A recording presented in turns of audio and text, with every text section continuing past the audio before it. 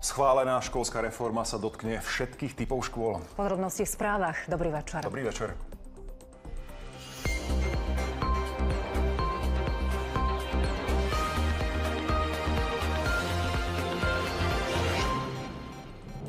Novela o hazarde prejde parlamentom v skrátenom konaní.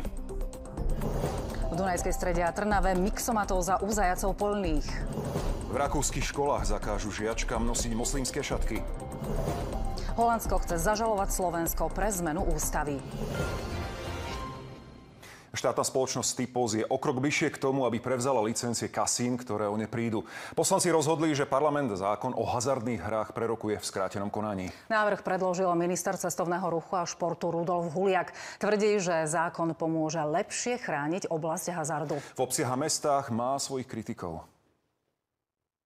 Tento zákon je prvým krokom k tomu, aby sme ilegálny hazard na Slovensku zastavili akékoľvek herne a prevádzky, kde nie je kontrolované hranie.